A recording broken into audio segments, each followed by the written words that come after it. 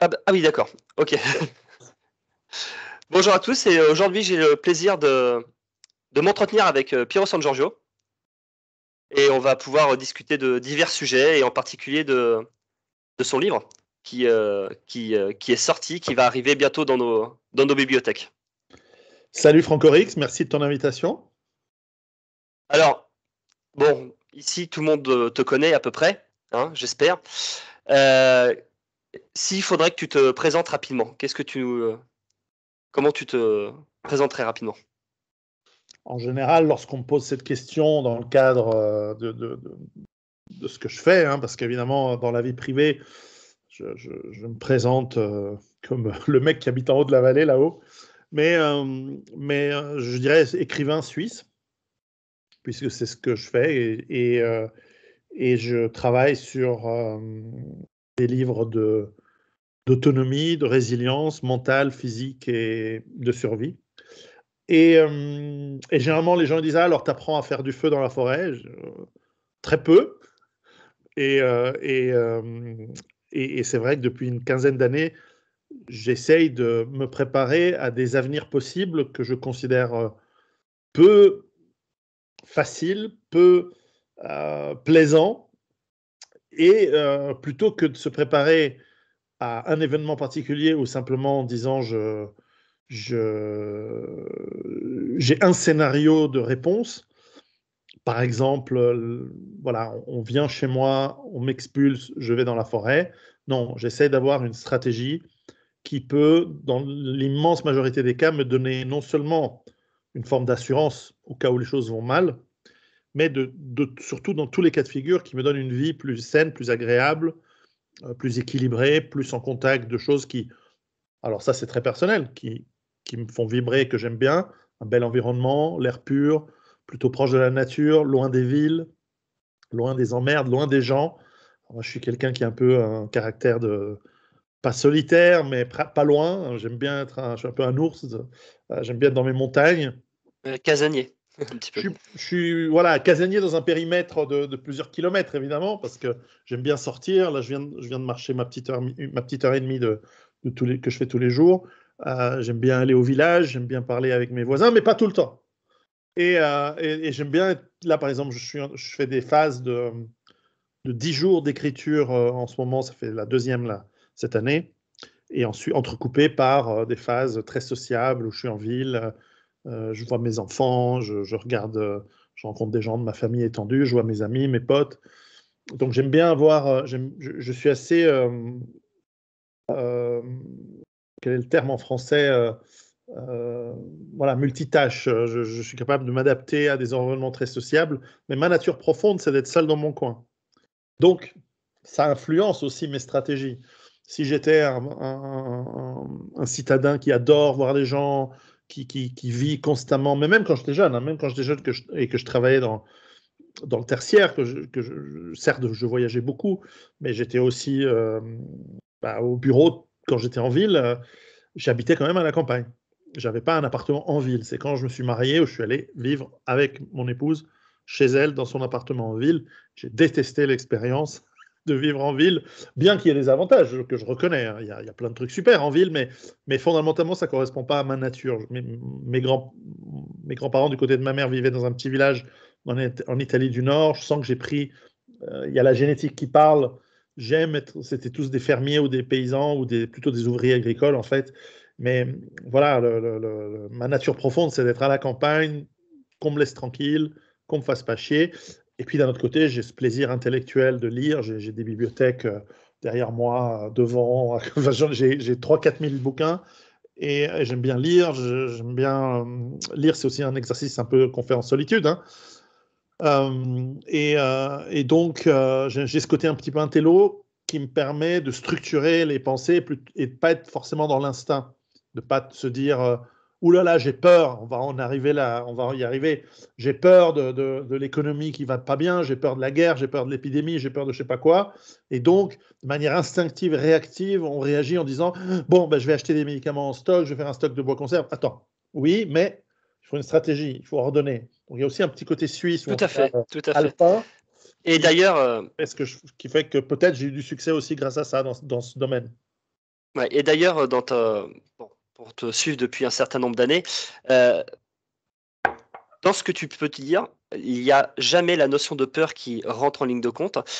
Et de ce que j'ai pu après moi le conceptualiser, tu mets en place la démarche comme étant de la gestion des risques et du développement de capacités d'adaptation. Capacités d'adaptation qui en fait sont à la base de notre évolution humaine et de nos capacités entre guillemets à survivre en tant qu'espèce dans notre environnement. Oui, je reconnais, nous sommes. Alors, c'est le paradoxe. Je regardais un commentaire sur une vidéo ancienne où j'expliquais que, en fait, il n'y a que l'individu qui compte, certes, mais nous sommes aussi un animal social. Donc, parfois, c'est paradoxal, l'être humain. Et dans les stratégies de survie, la solitude est une mauvaise caractéristique. Et c'est pour ça que je me fais violence d'aller voir mes voisins, de trouver des atomes crochus avec eux. Parfois, c'est pas évident parce que tout mon parcours de vie est à l'opposé total de celui des gens ici. Mais enfin, on finit par trouver des points communs. Souvent, c'est dans la politique, étrangement. Ou la bouffe.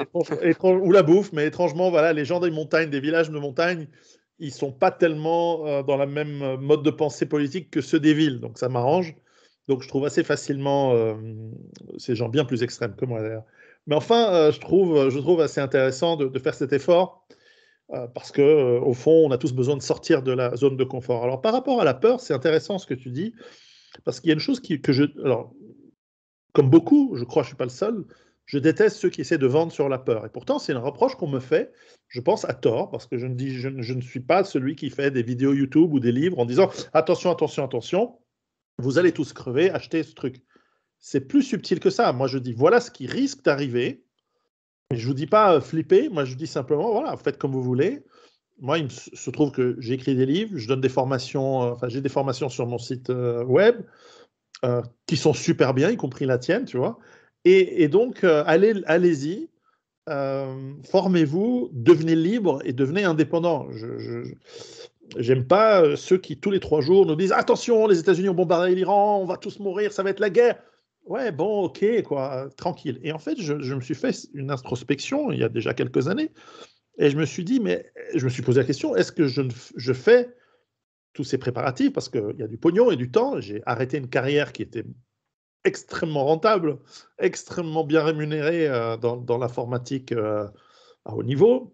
Pour donner une idée à tes potes français, quand j'ai arrêté, mon dernier salaire en 2011, j'étais à 230 000 euros par an. Ça va. En effet. C'est bien payé, quoi. Même en Suisse, c'est un bon salaire. Et donc, j'aurais pu continuer aujourd'hui. Je serais resté dans cette lignée-là. Personne ne peut présager des choses alternatives, mais je serais à 300. Bon. Donc, j'ai sacrifié de l'argent, j'ai investi dans ce mode de vie et j'ai eu énormément de manque à gagner. Donc, ce n'est pas l'appât du gain qui m'a poussé à. Certes, j'ai vendu beaucoup de livres, mais c'est des montants dérisoires au total par rapport au reste. Et même les formations, je les fais pour payer mes factures, mais ce n'est pas des grands revenus. Et donc, en fait, je me suis posé la question, mais est-ce que je fais ça par peur? Est-ce que j'ai un flip fondamental? Alors, j'ai fait mon truc. Est-ce que j'ai peur de mourir? Est-ce que j'ai peur? Enfin, pas particulièrement. Est-ce que j'ai peur de quelque chose? Est-ce que j'ai des peurs sociales? Pas du tout. Et en fait, j'ai très peu de peur. Alors, évidemment, on a des peurs réflexes, hein. On me jette un truc à la gueule, je vais avoir un réflexe de paralysie, d'évitement, de fuite ou de combat. On va avoir. Je me suis aussi posé la question est-ce que peut-être j'ai des problèmes psychologiques non résolus avec mes parents, mais alors sans doute, mais bon, je suis pas très en soi comme tout le monde. Comme tout le monde à la limite. Pour travailler dans le milieu, je peux t'assurer que tout le monde a des soucis au final. On a tous des trucs, mais j'ai regardé, j'ai pas de trucs psychiatriques lourds, etc. En revanche, ça dépend aussi. Alors là, c'est une petite parenthèse, ça dépend aussi du point de vue parce que on est tous un peu le taré de quelqu'un d'autre ou le fou de quelqu'un d'autre. C'est clair que, par exemple, j'ai un détachement par rapport à énormément de choses qui sont considérées dans le monde d'aujourd'hui comme étant absolument importantes. Par exemple, j'aime pas la souffrance animale, mais j'en ai rien à branler. Enfin, il y a ce paradoxe dans ma tête. C'est-à-dire, j'aime pas qu'on fasse du mal aux autres, mais fondamentalement, j'en ai rien à branler. parce que j'ai admis que c'est pas moi, c'est pas des gens proches, donc je me fais pas un principe, je vais pas aller au combat parce qu'il y a un type qui a giflé sa femme ou qui a fait mal à son chien. Oui, mais en soi, ça relève plus du parcours de vie de quelqu'un et Ouais. de ses mécanismes d'adaptation qu'il a eu vis-à-vis de X ou Y traumatisme, même si le mot est trop important, de ses expériences de vie, et qu'au final, on réagit tous différemment. Mais Probablement. Mais ce que je au veux dire, final, si vraiment il y a un problème. c'est une tare de dire ça. Il y avait ce film extraordinaire où on imaginait le retour de Hitler en Allemagne. Il y avait ce film humoristique extraordinaire il y a quelques années, où en fait, il dit exactement la chose qu'il disait dans les années 30. Et ça passe crème, sans problème, dans la société allemande de cette époque-là, aujourd'hui. Mais à un moment, alors, ce qui est très anachronique et ce qui est très faux historiquement, à un moment, il bute un chien. Il sort son pistolet, il tue un chien. Et là, c'est la fin. C'est juste pour dire, dans l'ère du temps aujourd'hui, on est dans un monde de très bons sentiments, c'est souvent des postures, etc. Alors moi, je ne suis pas capable de bons sentiments et de postures de bons sentiments. Et si on me pose mon avis, souvent j'ai des avis qui sont volontairement provoquants et choquants. Et dans ce sens-là, on pourrait dire que je suis un peu un cas psychiatrique pour la société aujourd'hui, alors qu'il y a 100 ans, dans les tranchées de Verdun, j'aurais été un mec totalement mauviette par rapport aux autres. En pensant des choses, en disant des choses que je dis. Moi, je pense que 99,9% des hommes de notre époque se chieraient dessus à Verdun. Ah, mais à l'époque aussi, ils se chiaient dessus. Simplement, c'est sûr. Nous, on ne survit pas 3 jours. Eux, ils sont restés 3 ans. C'est ça. Ça, c'est la différence. Ouais. Enfin, bref. Et donc, vis-à-vis de ça... Tangente, comme d'habitude. Oui, comme d'habitude. Ton livre, du coup, que tu as fait, en fait, il est en rapport avec l'édification de notre mental. Notre mental qui est, selon tes propres mots, une des 4 étapes qui composent notre démarche: le mental, la stratégie, les connaissances et le matériel. Étapes qui se font de façon chronologique et en suivant l'une après l'autre. Forcément, nous commençons tous, lorsqu'on a une prise de conscience d'un danger potentiel, par ce qui est le plus accessible, ce qui est le plus facile. Et souvent, dans un monde où il y a une richesse encore importante, c'est l'achat, donc le matériel. C'est-à-dire que je dis, oulala, il va peut-être avoir une crise, on risque d'être confiné à la maison, on va aller acheter du papier de toilette. OK. C'est ça. Mais en fait, c'est une stratégie pauvre. Donc je remonte, ça implique pas de connaissances particulières, c'est une erreur. C'est une stratégie pauvre, c'est une erreur. Et in fine, ça montre aussi qu'on a un mental qui n'est pas préparé à tenir le coup, à savoir analyser les choses de manière pas toujours rationnelle, mais rationnelle et instinctive adéquate. Bref, il y a quelques années, je me suis quand même posé la question de ce que je disais tout à l'heure, est-ce qu'on vend de la peur? Parce que mon objectif, ça a été, depuis que j'écris des livres, c'est de préparer les gens à devenir plus forts, plus résilients, plus autonomes, et pas à flipper et avoir peur. Mais cette question de la peur, elle est sous-jacente, et elle est, comme disent les Américains, l'éléphant dans le salon. Et donc, à un moment, je me suis posé, donc comme je disais, j'ai fait ce travail d'introspection, et je me suis dit, au fond, j'ai tout de suite compris qu'on ne peut pas éviter la peur, bien sûr, c'est un instinct, elle est tellement rapide d'un point de vue neurologique qu'on ne peut absolument rien y faire, mais simplement, on peut la gérer, on peut la maîtriser, on peut l'utiliser et en faire une amie. Et j'ai commencé alors, ça tombait bien parce que depuis 2014, je réfléchissais sur toute une approche de santé. Ça doit être l'âge qui me fait pousser à réfléchir à comment est-ce qu'on peut être en bonne santé, comment est-ce qu'on peut vivre mieux aussi d'un point de vue physique, mental et nutritionnel et tout ce qu'on veut. Et à un moment, l'aspect psychologique et l'aspect psychique est venu sur le papier, sur mon écran d'ordinateur. Et j'ai commencé à lire des bouquins qui vont dans ce sens-là. Et j'ai commencé à partir dans la neurologie de pourquoi est-ce qu'on fonctionne de la manière dont on fonctionne. Et sur l'aspect de la peur et de ses dérivés que sont l'angoisse, les phobies.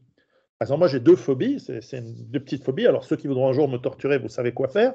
la première phobie que j'ai soignée, parce que, alors, en termes psychologiques, on appellerait ça de la thérapie d'exposition, mais j'ai fait tout seul comme un grand, c'est que j'ai une phobie des serpents qui mordent, les petits, hein, pas les pitons, je te les chope, je te tue, je le bouffe. Mais le petit, celui qui est gna sournois, avec la tronche méchante, les yeux méchants, qui vient et qui te pique. Alors, il n'y en a pas ici, chez moi, en Suisse. Mais par exemple, j'ai un ami qui va aller en Australie. Je lui dis, putain, t'es fou, c'est le pays, je ne voudrais pas vivre. Il y a tout qui te bouffe là-bas, qui te pique, qui te tue, les serpents, les machins, les grenouilles, les crocodiles. Enfin bon. Tout veut ta mort là-bas. Donc j'habiterai pas en Australie. Mais le serpent, j'ai une phobie du serpent. Je vois un serpent à la télé, je sais que c'est à la télé, je sais qu'il n'est pas là, j'ai une vraie phobie du serpent. C'est une phobie très courante, très naturelle et très ancestrale, qui est inscrite dans une mémoire profonde de l'être humain. Dans nos gènes, en réalité, qui fait qu'on sait qu'on doit se méfier de cette bestiole-là, parce que, par défaut, si on se fait piquer, on risque de mourir. D'ailleurs, dans les peuples primitifs qui vivent dans des forêts équatoriales, on estime que c'est 40% des décès dus aux serpents. Encore aujourd'hui. Ils vivent aujourd'hui comme il y a 10 millions d'années, mais c'est en gros 40% de morsures de serpents. C'est considérable. Alors, j'ai soigné ça par l'exposition. Alors, tu te forces à regarder des images, tu te forces à regarder des films. Au bout d'un moment, tu vas voir dans des vivariums, tu les vois en vrai. Au bout d'un moment, tu rencontres quelqu'un qui en a et tu demandes si tu peux passer le voir, et puis tu demandes à toucher. Et puis au bout d'un moment, tu n'as plus de phobie, quoi, parce que tu es habitué et tu dis, ouais, bon, ok, de toute façon, il n'y en a pas ici, il n'y a pas, à part une vipère, ou de temps en temps, alors quand je vois une couleuvre dans le jardin, ça m'arrive. Il y a un petit recul. J'ai un petit moment de recul, mais c'est naturel. Mais après, c'est bon. Donc voilà, ça c'est une question. Ma deuxième phobie, c'est une forme de claustrophobie. Tu m'enfermes dans un endroit, genre en Égypte. Il y a quelques années, je visitais les Égyptes. Je suis descendu dans le truc dans le couloir de la pyramide, à Khéops, là, dans la grande galerie, dans les pyramides des graines. J'aime pas, je me sens transpirer, je sens que ma respiration accélère, j'ai des symptômes de peur, c'est assez marrant. Alors, bref, tout ça, ça se maîtrise, ça se travaille, parce qu'après, il y a aussi les peurs face à ce qu'on ne connaît pas. Tu as 4 cambrioleurs qui débarquent chez toi, bon, ça, c'est géré, mais un truc voilà, qui serait à l'improviste, ou il y a des gens qui ont peur quand ils ouvrent le courrier. Ils ouvrent le courrier, ils se disent, putain, est-ce que je vais avoir une facture qui va me foutre le mois en l'air? Donc, on est rempli de potentielles angoisses, etc. Donc, j'ai commencé à écrire ce qui allait devenir un livre en 2 volumes, parce qu'il y a tellement de choses à dire que j'ai segmenté ça en 2 parties. Je vais te dire lesquelles. Mais en gros, je me suis dit d'abord, il faut essayer de comprendre qu'est-ce que c'est que la peur, comment ça fonctionne, quelle est sa neurologie et comment culturellement on l'a gérée à travers l'histoire dans le passé, parce que c'est très étonnant de voir que les peurs de nos ancêtres, c'était pas quand toi qui connais bien les Gaulois, quand on disait j'ai peur que le ciel me tombe sur la tête, c'est pas une peur débile, hein, et c'est pas une façon de parler. Le ciel nous tombe parfois littéralement sur la tête, avec des orages violents, des tempêtes, parfois il y a des étoiles qui tombent, des étoiles filantes, des météorites, c'est des choses qui, dans l'histoire humaine, elles ont été gravées dans notre mémoire collective. Il y a des cataclysmes, etc. Bref, on a raison d'avoir peur de certaines choses. Et ces peurs, elles sont modulées par la culture, par les religions. Et donc, j'ai un très gros chapitre sur les religions, un très gros chapitre sur ces peurs culturelles. On a des exemples qu'utilisent parfois les sectes ou les mouvements millénaristes, les mouvements apocalyptiques, ça existe, qui essaient de les utiliser pour des avantages ou simplement par croyance. Il y a des exemples absolument incroyables de civilisations entières qui croyaient dur comme fer qu'il allait se passer quelque chose à une telle date et qui se sont suicidés. Et quand je dis civilisation, c'est des centaines de milliers d'individus, c'est quand même pas rien, et qui se sont suicidés littéralement parce qu'ils étaient absolument convaincus qu'à telle date, il allait se passer un événement et puis que c'était fini. Et que ils ont vendu leurs troupeaux, ils ont abandonné leurs champs, ils sont allés attendre l'événement, et puis c'est pas arrivé, et puis ils sont morts parce qu'il n'y avait plus à bouffer. Et c'est quand même assez étonnant, la croyance humaine. Donc on a un aspect culturel qu'il faut voir, et je me suis donc pensé aux peurs qu'on a aujourd'hui. Peurs qui sont... Alors, moi, j'ai 50 ans, donc je me souviens des peurs qu'on avait dans les années 70-80. C'est la peur de la guerre nucléaire à l'époque. Mais j'ai eu la chance de vivre dans un monde où, à part la peur de la guerre nucléaire, qui était quand même assez intense, parce que c'est une peur d'extermination totale, ou croyait-on en tout cas à l'époque, eh bien, on n'avait pas d'autres peurs. On n'avait pas peur de crever la dalle. On n'était pas encore dans la peur du chômage à l'époque. Le chômage, il a vraiment commencé à venir à partir des années... Alors, ça dépend des pays, mais vraiment à partir des années 90-2000 et encore. C'est maintenant que ça devient à nouveau violent. Mais on n'a plus les peurs. Il n'y avait pas de peur de famine, il n'y avait pas de peur de guerre. Tout le monde était les mêmes. Je veux dire, on était tous autour de nous, on était tous similaires, on était tous des gens semblables. Je veux dire, quand tu te faisais agresser par un voyou, c'était rarissime, c'était le truc qui n'arrivait jamais, etc. Donc on avait un certain calme, un certain flegme, ce qui nous a déshabitués aussi à un monde difficile, parce qu'il fut un temps, il y avait des brigands sur les routes, il y avait des guerres, il y avait des mercenaires sans solde qui sillonnaient les pays, il y avait des dangers, il y avait la famine, il y avait les mauvaises récoltes, etc. Et donc ça évolue, ces peurs qui nous touchent. Parfois, on en oublie certaines qui sont très saines et très, très utiles, et puis on en apprend d'autres qui parfois ne servent à rien. Et on a ce paradoxe où peut-être jusqu'en l'an 2000, jusqu'à le Covid, en fait, même le gouvernement, les États, essaient de gouverner étrangement. On dit toujours gouverner par la peur, mais en fait, pas tout à fait. Ils essaient justement de nous rassurer, de nous dire, mais faites-nous confiance, on gère pour vous, et donnez-nous vos impôts, donnez-nous votre travail, éventuellement donnez-nous votre vie si on va à la guerre, mais on gère, n'ayez pas peur, consommez, parce qu'en fait, ce qu'on veut, c'est la croissance économique. Souvenez-vous de Bush qui disait, après le 11 septembre, pour lutter contre le terrorisme, il faut continuer à consommer. OK, enfin, pour les plus âgés. Ça fait déjà bientôt 25 ans, cette histoire. Aujourd'hui, en revanche, depuis le Covid, ça a complètement changé. On gère les gens par la peur. Peur de la guerre, peur de l'épidémie, peur de ceci, peur de cela. Alors, est-ce qu'ils ont changé de stratégie ou est-ce qu'ils sont juste devenus incompétents et confus? On verra. Mais en tout cas, on sent qu'il y a un retour en force de la peur. Et si au Moyen-Âge, on avait peur du démon, du diable, on avait des crucifix et des petits, comment on appelle ça, des petites statuettes de Marie à chaque croisement de chemin.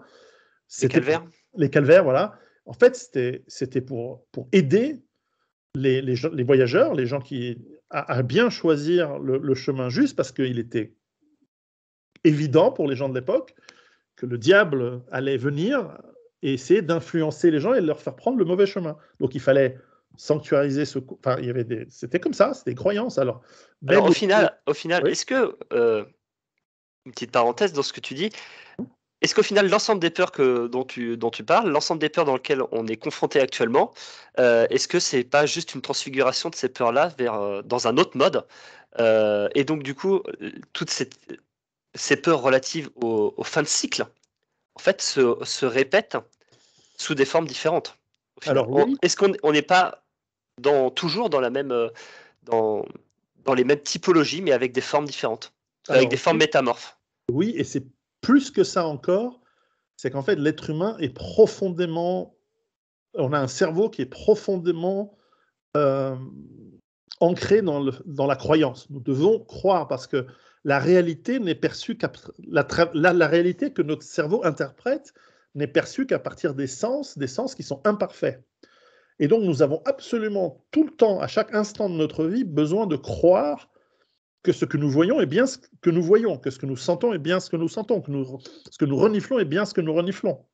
Et par habitude, on s'habitue à croire parce que ça nous simplifie la vie, parce qu'on ne va pas réfléchir. Si à chaque fois qu'on fait un pas, on se dit mais est-ce que le sol est dur ou est-ce qu'il est meuble? Non, on ne peut plus vivre, on est handicapé. Mais il y a des gens chez qui c'est une pathologie. En revanche, on finit par croire. Et donc, on a un cerveau qui est probablement fait, et c'est le prix à payer de notre cognition, de notre conscience, notre intelligence, on peut appeler ça comme on veut, d'être obligé de croire. Et en plus, la croyance, elle donne un lien dans une équipe, dans une tribu, dans une population, par rapport à ses éventuels ennemis. En tout cas, ça donne une cohésion pour la chasse et la survie, mais éventuellement pour la défense ou la domination sur des tribus voisines ou adversaires. Et donc, ceux qui ont une croyance, là, ceux qui sont complètement dans le foldingo, ils finissent par être éliminés.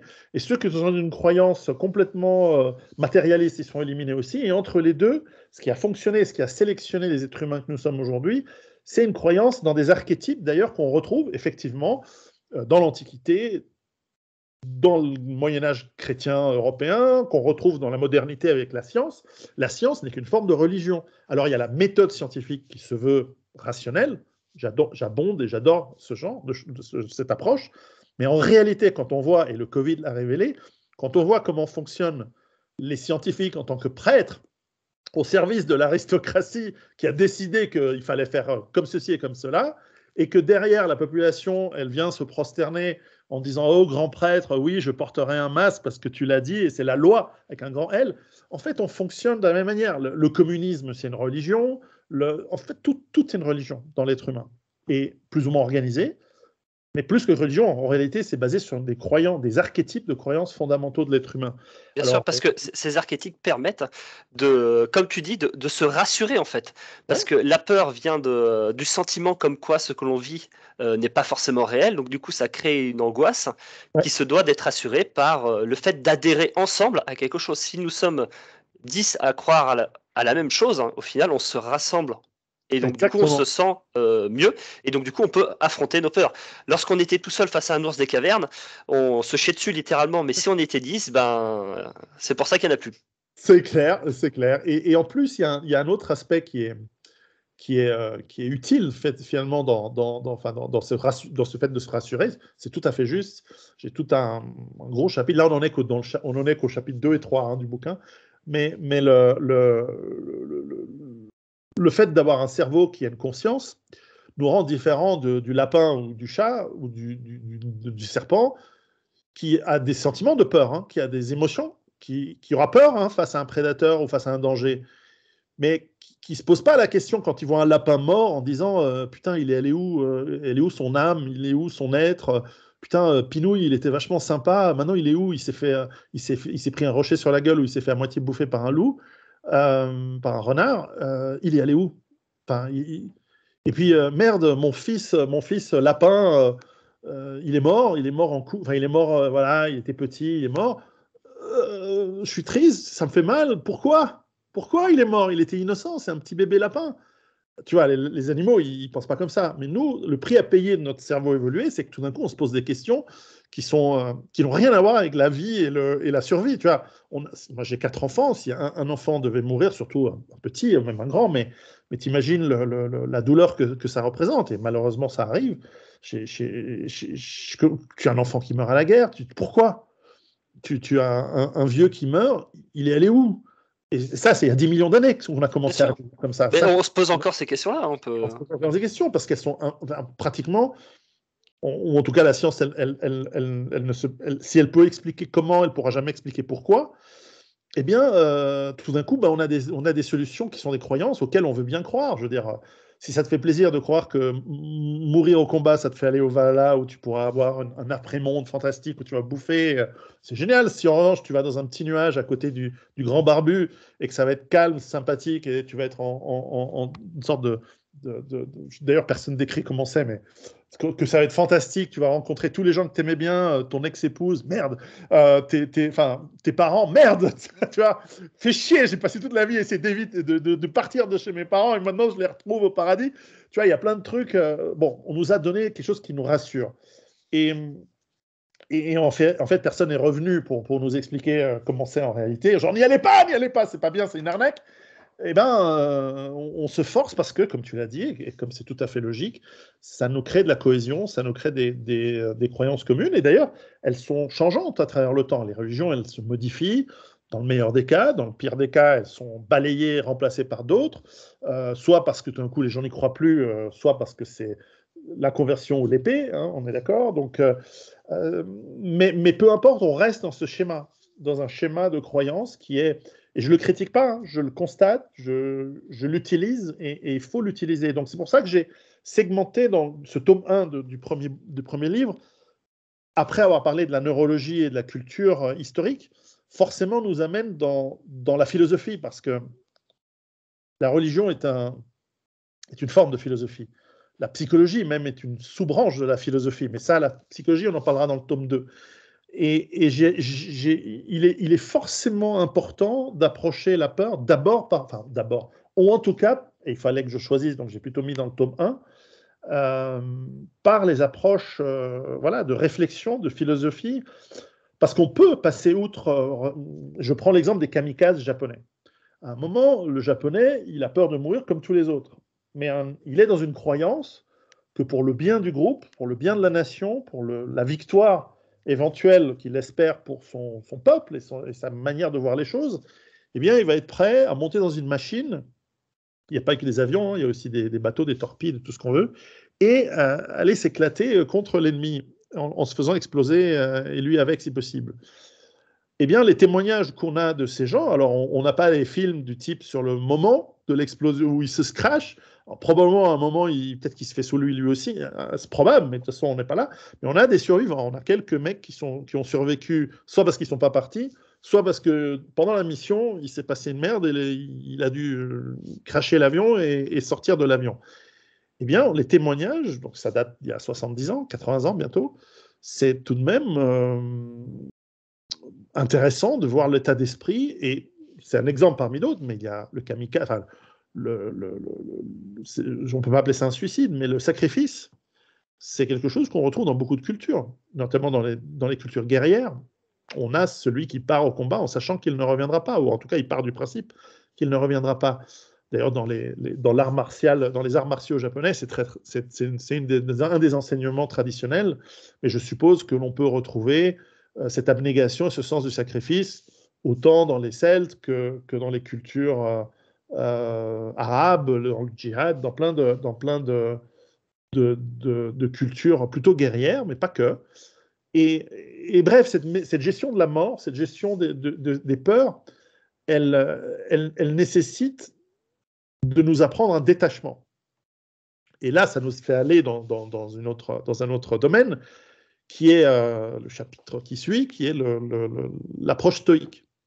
Parce qu'évidemment, beaucoup de cultures, et le stoïcisme nous vient de la Grèce antique, et il a été extrêmement puissamment enseigné par les Romains dans leur culture, à leurs enfants. C'était une vertu parfaitement mise sur un piédestal, mais on le retrouve chez les brahmanes, on le retrouve en Inde, on le retrouve au Japon. Le samouraï est forcément stoïque.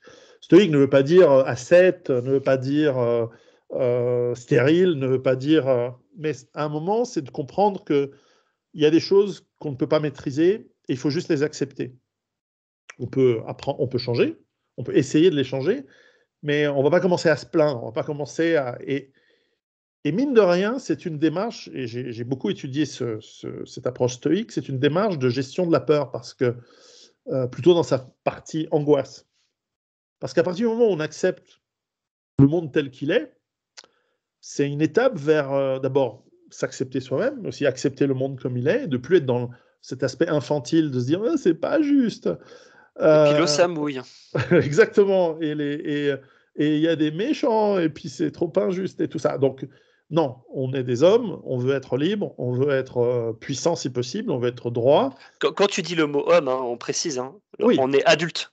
On est un adulte responsable, on est fini. On a terminé le stade de l'enfance. Exactement. Et ce serait bien d'ailleurs que beaucoup d'adultes soient adultes, mais oui. On essaye des fois. Hein, mais... Exactement. En psychologie, effectivement, on parle beaucoup de ces stades adulte-enfant, parents, adulte, enfant, voilà. Et donc, quand je dis homme, c'est avec un grand H, donc c'est l'humain, l'humain qui est fait, à mon avis, pour être libre et avec des composantes à la fois biologiques et animales. On doit se reproduire, on doit se défendre, on veut aimer, bref, il y a plein de choses, mais aussi des composantes d'aspiration, voilà, de liberté, d'expression artistique, d'expression. J'ai tout un chapitre sur l'éphémère. Toi, tu fais des gribouillis sur tes dessins. Il y a quelque chose qui me touche toujours, c'est que je faisais des petits dessins et des petits bricolages quand j'étais petit pour mes parents. Et j'ai découvert au décès de mon père qu'il les avait gardés. 50 ans après. Oui, mais en fait, en tant que parent, je crois qu'on le fait un peu tous. Hein. Ouais, mais voilà, c'est ce qui est touchant, c'est pas que ce soit mon père ou que ce soit mes dessins, c'est que c'est un aspect assez beau de l'être humain d'être capable de faire ça.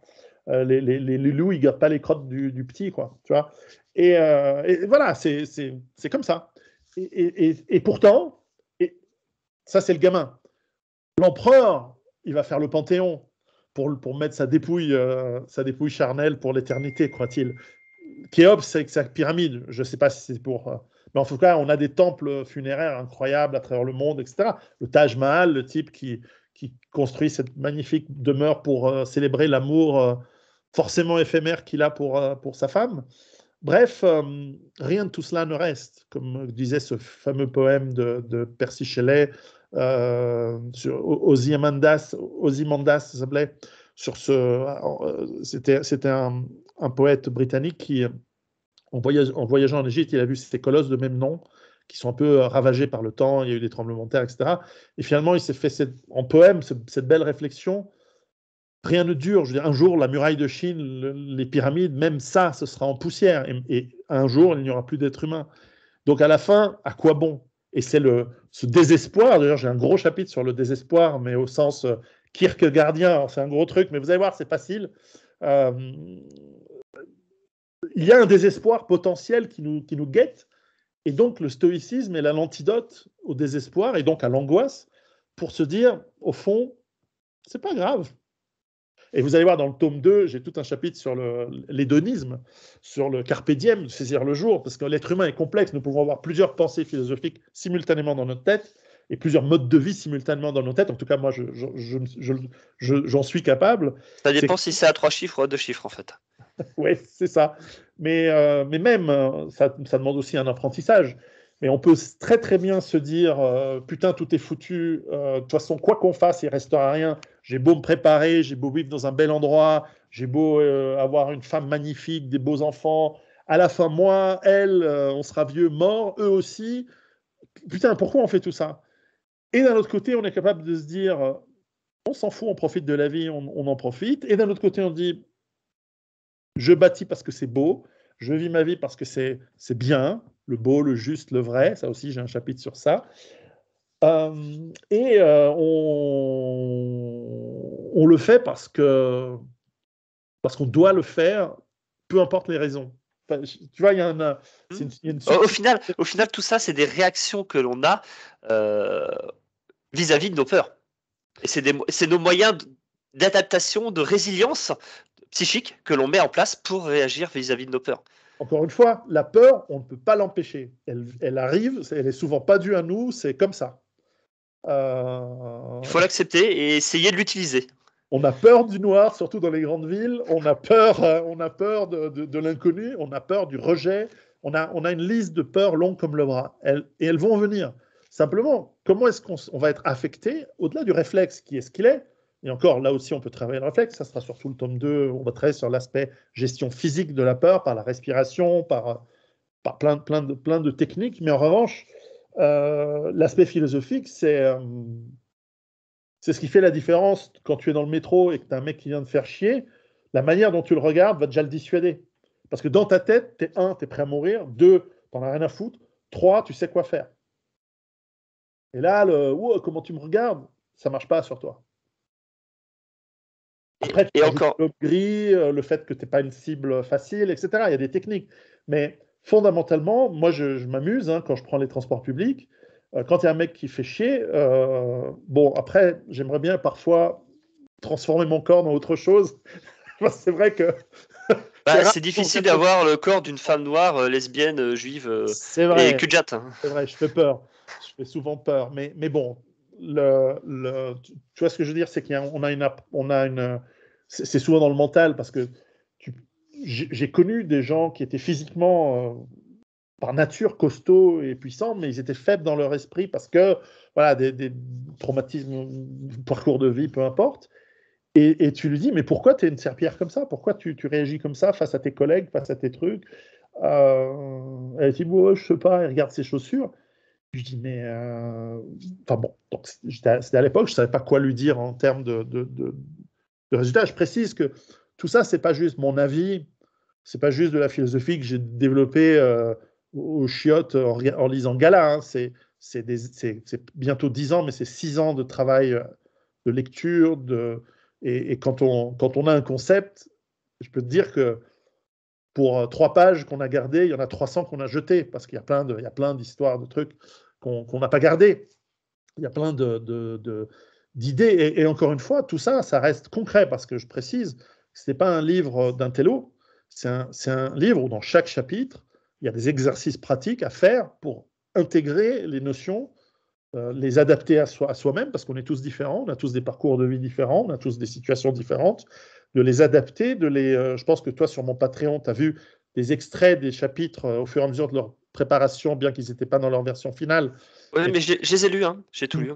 J'ai tout lu et je voulais appuyer là-dessus, hein. Comme quoi ton livre, c'est à la fois un manuel intellectuel, mais également un manuel pratique au vu de ses lectures. Et puis c'est très, très sincèrement, hein, parce que bon, je suis un peu formé aussi à la démarche scientifique. Je suis quand même, c'est quand même mon métier depuis 10 ans de côtoyer la folie humaine, et dans ce cas-là, de plus violent, de plus terrifiant et de plus ouais, la souffrance humaine réellement à l'état pur. C'est vraiment un livre qui est digne d'un travail scientifique. Vraiment. Au même titre que pourrait être fait une thèse ou un mémoire. Et c'est vrai que tu as su.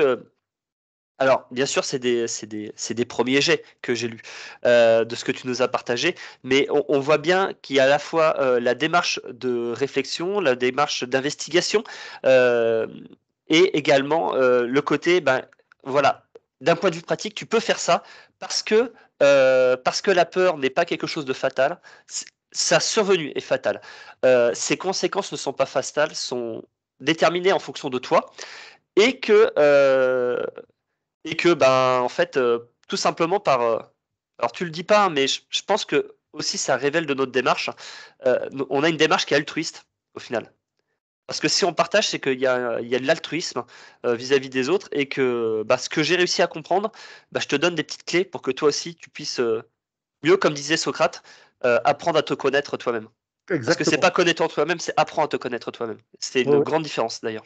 D'ailleurs, vers la fin du tome 1, il y a tout un gros chapitre, il y a une série de gros chapitres sur, je me demande si je ne vais pas trop vite dans l'explication, mais en gros, une fois que tu as appris à gérer à gérer philosophiquement plein de choses liées aux peurs, aux angoisses, etc., il y a un moment où on se pose la question, je dis, OK, mais à quoi ça sert tout ça?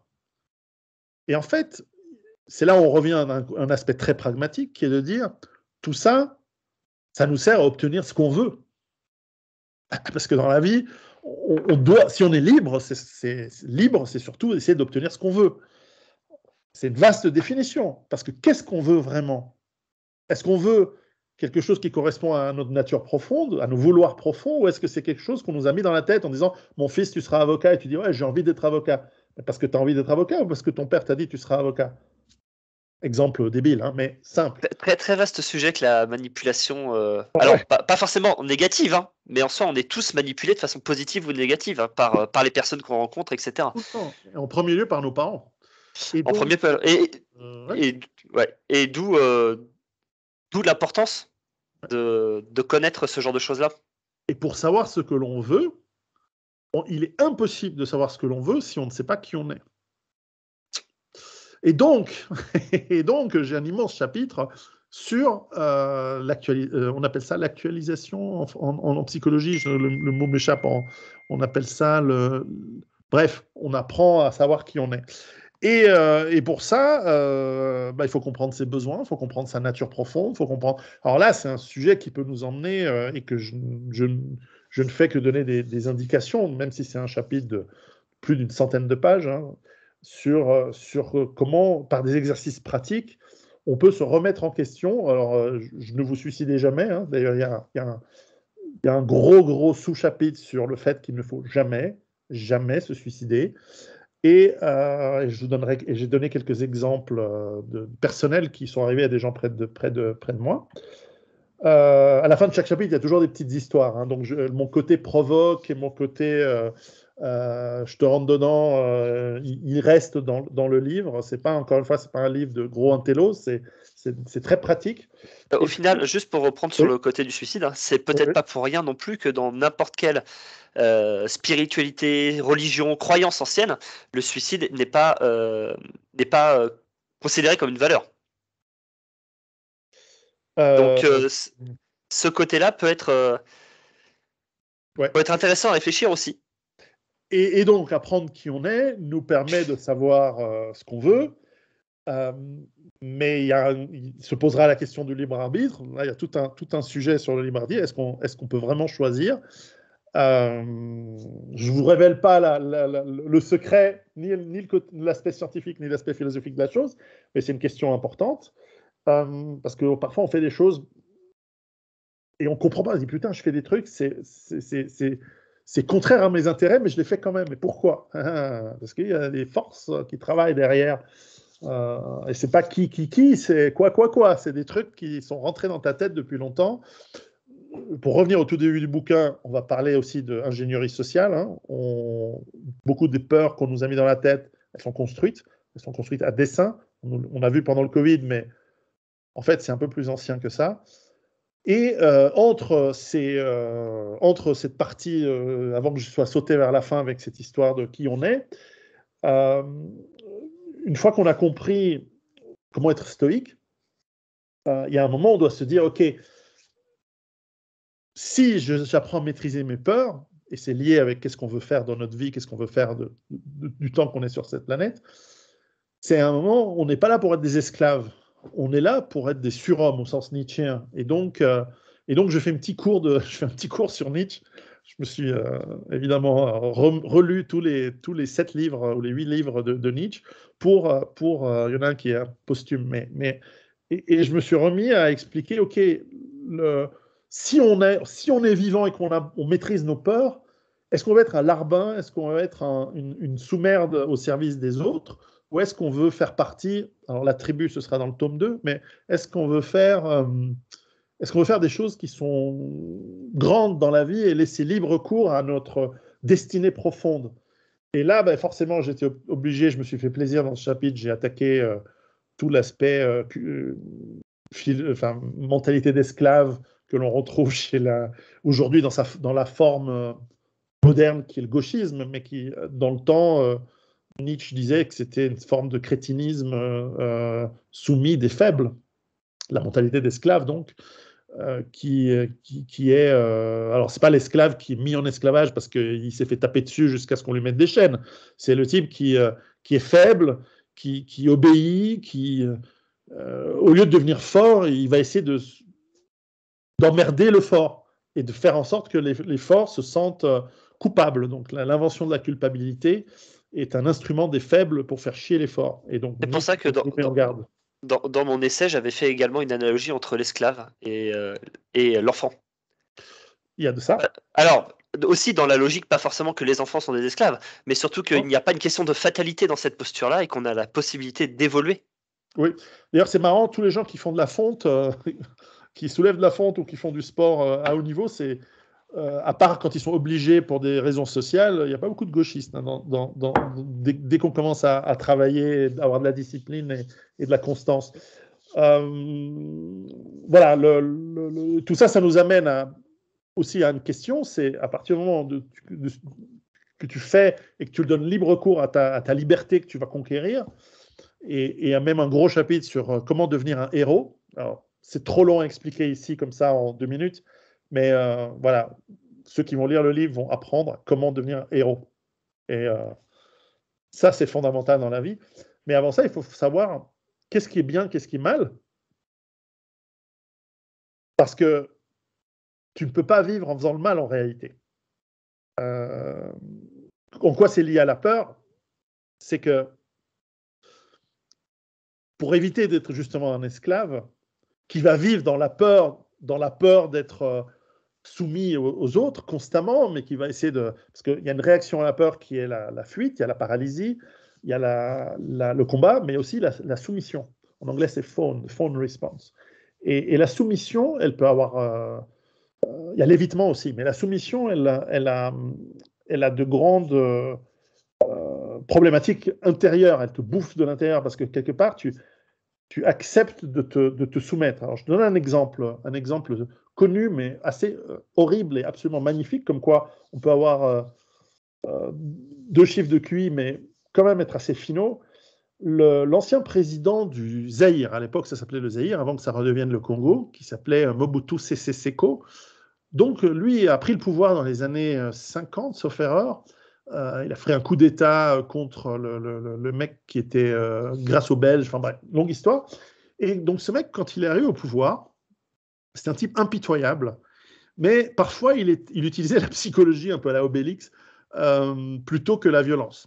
Et donc quand il nommait des ministres pour son gouvernement, évidemment il se disait, les mecs vont essayer forcément de comploter contre moi. Donc il faut que je les assujettisse psychologiquement plus que physiquement, parce qu'ils savent très bien que s'ils complotent et qu'ils se font... et que si je l'apprends, je vais les zigouiller. Et ça, ils le savent, donc ils vont faire attention. En revanche, s'ils éprouvent une telle humiliation face à moi, une telle soumission que jamais ils vont oser faire quoi que ce soit parce qu'ils n'auront pas les couilles, littéralement, la testostérone pour le faire, eh ben, ils vont être soumis. Alors, il ne les a pas castrés, en tout cas pas directement. Mais en fait, si tu voulais être ministre, il fallait que tu lui files sa femme. Ah, il te la rendait, hein. Mais tu lui prêtais la femme, donc droit de cuissage. Donc le mec, il couchait avec ta gonzesse. Et toi, tu avais volontairement accepté. Donc tu lui avais amené ta femme. Ok. Alors on pourrait se dire, ouais, c'est dégueulasse. Non, tu as accepté. Donc tu n'es plus dans la vengeance, dans le machin. Parce que c'est toi qui as décidé, c'est pas lui. Lui, il a dit, tu veux le poste? Tu me files ta femme. Puis après, tu as le poste, tu seras bien payé, tout ça. Hein. Eh bien, il n'a jamais eu de coup d'État par ses ministres. Hein. Et donc, tu vois, l'esclave, en fait, il est surtout une servitude volontaire. C'est une servitude terrible. Donc le mec, il est mesquin, il sait que pour le pognon, pour le pouvoir, il a filé normalement ce qui est, en tout cas socialement, parce que les gens le savent. Donc en plus, il y a une humiliation publique. Enfin, il y a un truc très pervers. En fait, je sais pas, tu peux avoir un QI bas, mais tu peux être très malin. Le mec très fort. Si ça se trouve, il a un QI à 3 chiffres. Hein, c'est quoi, j'en sais rien. Il y a une distribution normale partout, etc. Et pourquoi je parlais de ça?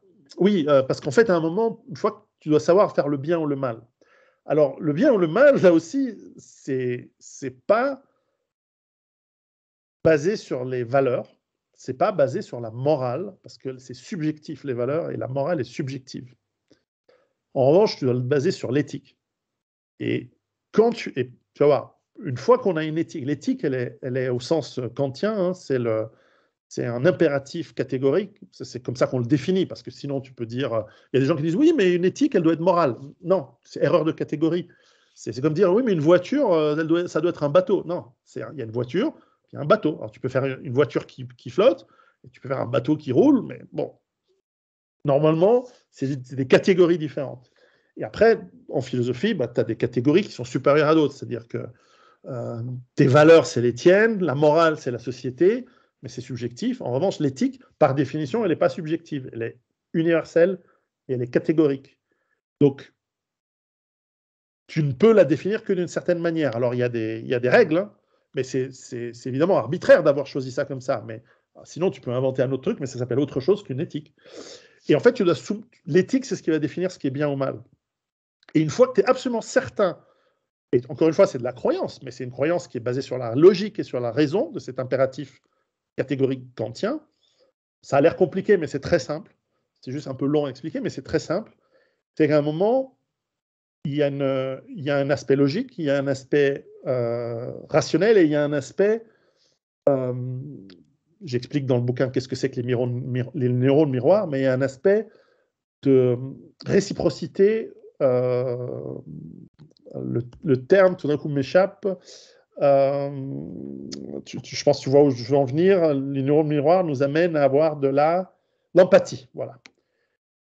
Parce que on a tous, entre êtres humains, cette capacité d'empathie à se mettre dans les souliers de l'autre. Ça ne veut pas dire qu'on est compassionnel ou quoi, hein, ça n'a rien à voir. Mais on peut imaginer, quand tu vois un type qui tabasse un autre type, Tu peux t'imaginer ce que ça fait de tabasser et tu peux t'imaginer ce que ça fait d'être tabassé. Ça, c'est une particularité incroyable de l'être humain. Ça s'appelle l'empathie. C'est ni bien ni mal, c'est l'empathie. Mais tu peux bâtir des règles éthiques sur le rationnel, sur la logique et sur cette empathie. Exemple, j'aime pas qu'on me vole des trucs. Donc j'imagine bien que les autres n'aiment pas si je vais leur voler des trucs à eux. C'est comme ça que tu bâtis l'universalisme.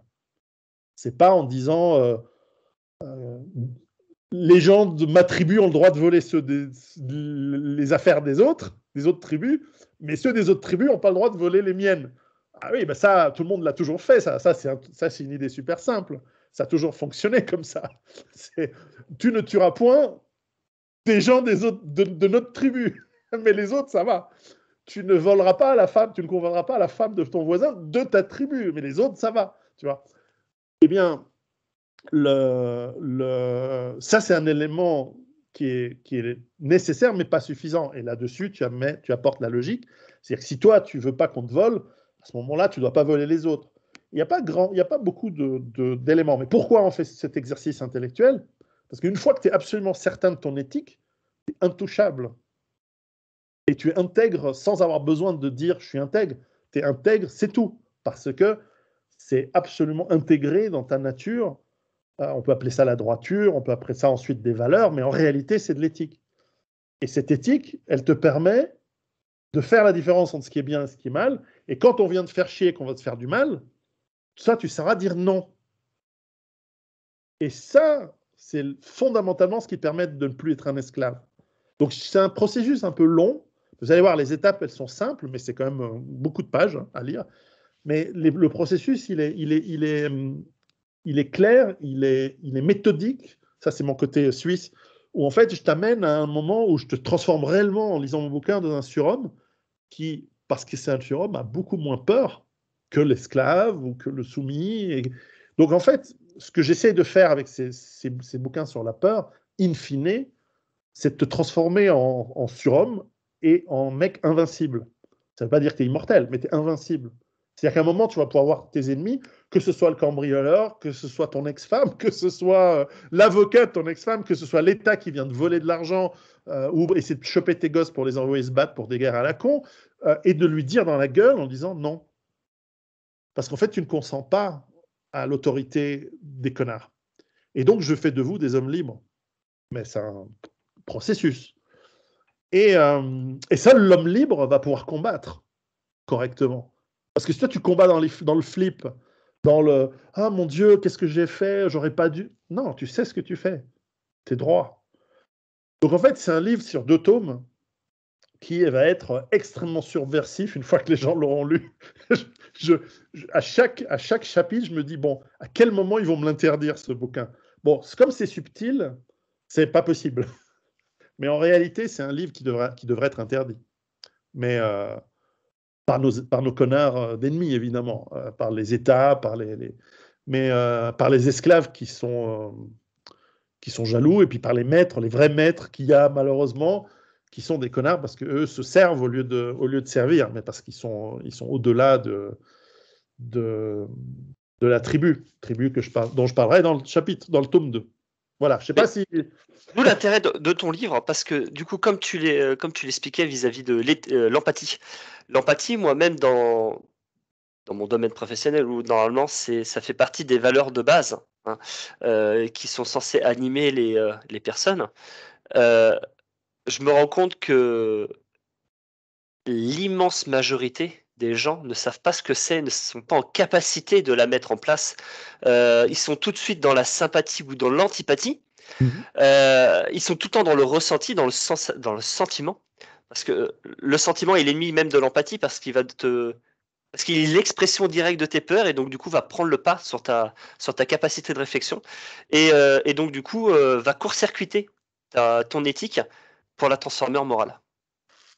Et à notre époque, c'est bien, je pense, le plus grand des périls sur lequel on est à faire, parce que ça touche directement à notre fonctionnement psychique personnel et direct. Oui, et la morale, après la morale, ce qui est marrant, c'est que chaque peuple chaque culture a développé un petit peu sa boussole morale, hein, etc. Et parfois, c'est désarçonnant parce que quand tu as une boussole morale d'abord d'une certaine culture, d'une certaine génération aussi, et que tu rencontres des gens avec une boussole morale complètement autre, que j'ai connu par exemple en Afrique. En Afrique, il n'y a pas du tout la même boussole morale que dans le monde européen. En Asie, c'est très différent aussi. Parfois, c'est étonnant. Alors, et ça crée des chocs, alors pas forcément conflictuels, mais parfois il y a des chocs d'incompréhension entre différentes cultures qui sont éloignées par des dizaines de milliers d'années, parfois, ou des milliers d'années, ou des centaines d'années même, ça suffit. Encore une fois, même une génération, je vois la différence entre la manière dont je vois les choses et celle de mes parents et celle de mes enfants. C'est fascinant, la différence de morale. C'est pour ça que je dis, non, mais la morale, c'est la merde. En fait, c'est l'éthique sur laquelle il faut travailler. Et une fois que tu as l'éthique, tu peux développer une morale. Mais si tu attends la morale de c'est pas bien, c'est bien, ou faut faire ci, faut faire ça, encore une fois, on est dans l'enfant qui se fait houspiller par ses parents. C'est très. Enfin, alors là, évidemment, je ne peux parler que, comme on disait, d'où je parle, c'est que moi, je viens d'une culture catholique, italienne d'origine. Et comme dans chaque culture, il y a du bon et du pas bon. Et ce qui j'ai trouvé particulièrement détestable dans la culture catholique chrétienne, il y a du bon, hein, mais ce qui est particulièrement détestable, c'est cet aspect de culpabilisation permanent. Parce qu'en gros, on utilise l'empathie qui est particulièrement forte chez l'Européen, dans la génétique de l'Européen, parce que nous avons des hivers froids, donc on a besoin de développer des liens forts avec nos amis, nos voisins, les membres du groupe pour s'entraider l'hiver. Et donc, on fait confiance aux autres. On est naturellement à se faire confiance et être ouvert. Ce n'est pas vrai dans les autres cultures du monde. Parfois, on fait semblant, parfois, on a des simulacres, mais dans beaucoup de parties du monde, on ne fait pas confiance aux gens. Mais dans les cultures du Nord, l'Asie du Nord, l'Europe, on se fait confiance. Et comme on fait confiance, quand quelqu'un nous dit « c'est pas bien ce que tu fais », comme on a besoin des autres, on a tout d'un coup cette peur fondamentale d'être rejeté qui ressurgit et qui se dit mais pourquoi tu dis que je sais pas bien? Moi j'ai envie d'être gentil avec toi, j'ai envie d'être bien, j'ai envie d'être accepté par les autres. Très très fort ça chez les Européens. Et quand on nous dit oui c'est pas bien, tu as fait quelque chose, c'est mal, si toi tu n'as pas le retour sur ton éthique et sur ta droiture en disant non attends, le bien, le mal, je sais ce que c'est parce que c'est basé sur une éthique. Donc là tu te fous de ma gueule, tu essaies de me manipuler. Et tu vas passer un sale quart d'heure parce que non seulement je vais dire non, mais je vais t'expliquer avec beaucoup de bisous maintenant ce que je pense de tes conneries et de ta tentative de me manipuler. Malheureusement, on a été manipulé pendant quand même 2000 ans, c'est pas rien, par une morale justement chrétienne qui nous vient d'ailleurs d'un autre monde, qui nous vient du monde du Moyen-Orient, qui nous vient du Levant, qui nous vient d'un monde sémite, qui n'est pas du tout... alors il y a des choses que, encore une fois, il y a plein de choses que j'aime bien hein, dans le monde catholique et le monde chrétien, mais il y a cette culpabilisation qui exploite et qui utilise cette faiblesse, en tout cas cette caractéristique du monde de l'Européen, et qui en fait une faiblesse. Alors là aussi, hein, je n'invente rien, Nietzsche en parle beaucoup, mais qui va nous dire, et ça je suis en train d'écrire le chapitre là-dessus pour le tome 2 en ce moment sur la culpabilité, parce que tu dois comprendre comment on te manipule pour te rendre Alors évidemment, tu fais vraiment quelque chose de mal, on doit te le dire. On doit te dire, mais là, non, puis on va peut-être même te punir. Mais si on te dit, c'est pas bien, il faut pas faire ci, il faut pas faire ça, conforme-toi, mets ton masque, fais ta piqûre, dis non à la discrimination, le racisme est un délit. Enfin, tu as plein de trucs qu'on a inventés comme ça, sans réfléchir. Enfin, eux, ils ont réfléchi, hein. Mais toi, tu acceptes sans réfléchir. Pourquoi? Tu ne dis pas, mais pourquoi on me demande ça? Quelles sont les conséquences? Ah tiens, c'est marrant, maintenant, ma ville, elle ne ressemble plus du tout. Les gens, ils sont différents qu'avant. Et ce qui est rigolo dans ce que tu dis là, c'est que, juste pour faire un petit parallèle, lorsque tu le dis, si je vais dans des trucs. Non, mais lorsque tu le dis, ce qui est rigolo, c'est que tu prends une autre voie et tu prends la voie du parent qui infantilise l'enfant. Ouais. Typiquement, parce que c'est clairement ça, la culpabilisation qui a été mise en place avec ce mécanisme de repentance, même la question, se questionner, c'est la torture hein, à la base. Hein, ce terme et d'ailleurs on l'emploie à tort et à travers, se questionner. Tout ça, c'est l'action d'un maître sur un esclave. Et du coup, c'est un petit peu la racine même de ce qui est appelé maintenant l'ethnomagogisme. Exactement. C'est la racine même de ça. C'est le terreau sur lequel ça s'est formé. Et qui n'existe, et je prétends, il ne peut exister que dans les cultures, en tout cas pour l'Europe c'est évident, je ne l'ai jamais vu nulle part dans les pays en Afrique, au Moyen-Orient, ça n'existe pas. Au Japon, je soupçonne qu'il serait possible, d'une autre manière, le japonais ne va jamais dire on est inférieur aux autres. Il sait qu'il est supérieur, puis c'est tout. Il y a une Mais il va l'utiliser d'une autre manière. Il y a une question pour ceux qui voudront réfléchir un petit peu à tout ça. Il y a une question à creuser vis-à-vis de ça, vis-à-vis du masochisme et du fétichisme là-dedans. Ceux qui ont envie de réfléchir un peu d'une autre façon, ils comprendront ce que ça veut dire à la base, parce que la logique de dominance dans ce cadre-là, hein, dans les perversions sexuelles, hein, parce que même d'un point de vue psychiatrique, c'est expliqué comme ça, ils comprendront pas mal de choses vis-à-vis du fonctionnement de notre société. Oui, ça explique certaines tendances de certains ministres ou présidents de certains pays, quoi. Et parce que là, bon, pour parler de la France, mais on pourrait parler du Canada, on pourrait parler de plein de pays en Europe, aux États-Unis, parmi les castes dirigeantes, enfin entre guillemets dirigeantes, hein, c'est pas les dirigeants, c'est des courroies de transmission du pouvoir.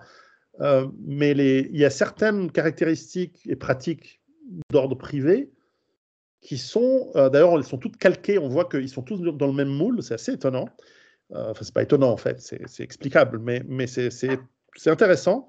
Et les cas sont largement dans la psychiatrie. C'est pas juste non, mais c'est ma nature, je fais comme ça, parce que il y a un aspect pervers qui est fondamental. Mais bon, là, on s'éloigne de mon sujet. Mais oui, on s'éloigne de ton sujet, mais je pense que aussi c'est bon de rappeler aussi que on ne peut dominer que celui qui est fort à la base. Voilà, et donc si tu veux redevenir droit, être fort, etc., il va falloir se dégager un petit peu de cette tentative de culpabilité. Nous verrons. Alors, je me tâte entre nous. Hein, je me tâte à faire un tome 3, mais je ne pense pas que ce sera un tome 3. Je pense qu'il s'appellera autrement parce que je ne veux pas mélanger les thèmes. Mais Peur, ce sera tome 1, tome 2. Et il y aura un autre bouquin qui suit parce que je l'écris en même temps, parce que les idées me viennent et tout, qui sera. Je ne sais pas si je vais l'appeler Vengeance, je ne sais pas si je vais l'appeler Combattre, ou je ne sais pas encore. Mais il y a un moment où, une fois que tu as appris à devenir un homme libre et que tu es droit, etc., vivre dans un monde d'esclaves devient insupportable. Alors, soit tu te barres comme moi, tu te fous à la montagne et tu es loin de toute cette merde. Et je me suis posé la question, mais finalement, est-ce que cet effondrement dont je parle et que je crois être basé sur une approche rationnelle et logique et une analyse factuelle des événements et des tendances en cours, mais est-ce que ce ne serait pas non plus... Est-ce que je ne suis pas biaisé, on a tous des biais de confirmation, est-ce qu'il ne serait pas biaisé par un désir profond de voir toute cette merde disparaître ? Et donc, comme pas tout le monde est capable de vivre loin dans les montagnes comme moi forcément, il y a des gens, notamment des plus jeunes, qui eux peut-être seraient plus dans l'action purificatrice, on va dire ça comme ça. Et là aussi, il faudrait peut-être leur donner, non pas un guide sur quoi faire, parce que c'est pas toi qui décides, c'est pas toi qui... Moi, j'ai pas envie de dire aux gens quoi faire, mais en revanche, que quoi qu'ils décident de faire, de le faire bien, de le faire droit, et de le faire d'une manière saine pour eux. Bon, 3 petits points de suspension, je suis pas encore capable d'en parler parce que c'est à l'état d'ébauche, mais je soupçonne qu'il y aura un tome 3. On va éviter de parler de Némésis tout de suite. Voilà, exactement. Ah, je parle de la déesse, hein, bien entendu, hein, pas d'autre chose. Hein. On va embrayer sur une deuxième partie. Très bien. Je mets juste en pause. Patreon. Comment ? C'est celle-ci qu'on fait seulement sur Patreon. Non, bah comme tu veux. Hein. On peut continuer sur les enfants si tu veux. Ça dépend du temps que tu as. Bah, j'ai encore une demi-heure, donc à mon avis, on va passer sur Patreon, comme on avait dit. Ça marche. Ce que je vais faire là, c'est que je vais aller voir les gosses vite fait parce qu'ils sont en train de pleurer. Ils sont en train de faire les couillons. Je reviens dans